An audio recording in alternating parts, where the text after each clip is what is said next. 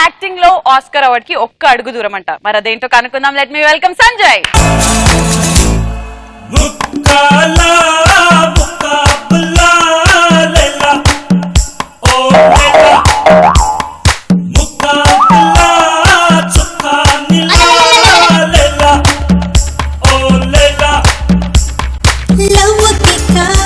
అరే ఏంద్రా ఇట్లా చేస్తే పైల్స్ తగ్గుతాయి వాడని చెప్పిండా?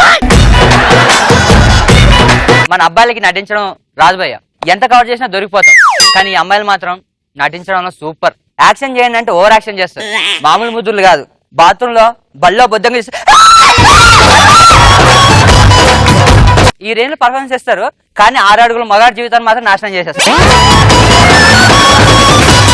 నాన్న ముందైతే మరీ దారుణం. నాన్నగారు మీరు ఇక్కడ దించిన తల కాలేజీలో ఎత్తమన్నారు కదా, కానీ బస్ స్టాండ్ లో కండక్టర్ టికెట్ అన్నప్పుడు ఎత్తుతున్నాను నాన్నగారు. మీరు కాలేజ్ కి డబ్బులు ఇస్తే సైకిల్ కొనుక్కొని సైకిల్ మీద వెళ్తాను నాన్నగారు. సైకిల్ ఎందుకమ్మా, అయితే బాయ్ ఫ్రెండ్ బైక్ మీద వెళ్తాను నాన్నగారు. ఆరోగ్యం జాగ్రత్త, టైంకి టాబ్లెట్ వేసుకోండి. ఏం కావాలమ్మా? అది పాకెట్ మనీ కావాలి నాన్నగారు. ఎంత కావాలి? Nannaku Prematho ATM card తీసుకెళ్ళిపోమ్మా. ఇలా ఉంటది వాళ్ళ ఇంట్లో. అడగగానే ఏటీఎం కార్డు ఇచ్చేస్తారు. మన ఇంట్లో ఎట్లా ఉంటది అన్న? మన ఏటీఎం కార్డు గుంజుకుంటాడు. కోడి కుయ్యగానే ఉంది మన బాబు కూసేస్తుంటాడు. అరే దరిద్ర దున్నపోతు పందినాయాలు ఇంకెంతసేపు పడుకుంటావు, లేరా కాలేజ్ టైం అవుతుంది. ఏందా నా కాలేజ్కి ఇంకో 5 నిమిషాలు టైం ఉంది, పిండి రూపో మీ అమ్మ దోశలు వేస్తుందిగా. వద్దులే కాలేజీకి తొందర రమ్మన్నారు, స్నానం చేసి వచ్చేస్తా. కాలేజ్కి వెళ్ళా, అక్కడ క్లాస్ స్టార్ట్ అయిపోయింది. సార్ ఎట్లా సార్ క్లాస్ పాఠాలు చెప్తున్నాడు. Sir may coming sir. అరే ఇప్పుడు టైం ఎంత అవుతుందిరా అంటే, పంజగుట్టలో ట్రాఫిక్ ఉంది సార్ అందుకే లేట్ అయింది, బయట పీరియడ్ వెయిట్ చేయండి. సర్లే క్లాస్ రూమ్కి వచ్చి నువ్వు చెప్పింది ఎలా అర్థం కాదు. ఇంతలో అమ్మాయి వచ్చింది. Sir may coming sir. ఏంటి సార్ ఇంత లేట్ వచ్చావు అంటే, అది నాకు తెలుసు పంజగుట్టలో ట్రాఫిక్ ఉంది కదా, లోపలరా.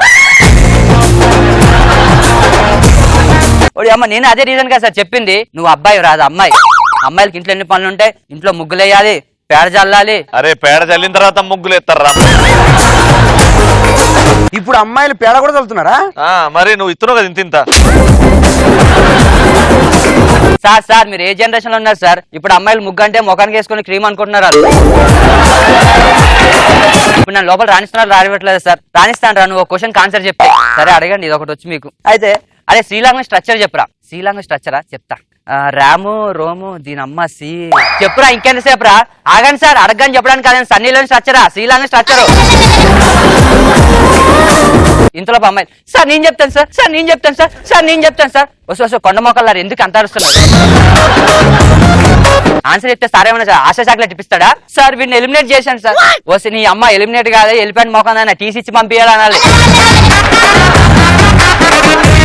ఎందుకు వస్తారా కాలేజీలకి? చదువుకోవడానికి చాక్లెట్ తినడానిక? సార్ ఇప్పుడు చూడండి సార్ ఎంత మాట అంటున్నారు. నేను చాలా డిస్టెన్స్ నుంచి వస్తున్నాను సార్ కాలేజ్కి. అవునా, అంత డిస్టెన్స్ వచ్చిందానివి కాలేజ్కి వచ్చి క్లాస్ రూమ్ రాక క్యాంటీన్ తో కిరణ్ గారితో సొల్లేంటే? సార్ నేను వెళ్ళిపోతున్నాను సార్, వీడు నన్ను ఏడిపిస్తుంది. ఇంటికి వెళ్ళిపోతున్నాను సార్. ఇంటికి వెళ్తావా, మధ్యలో ఎవరితో మల్టీప్లెక్స్కి వెళ్తావా?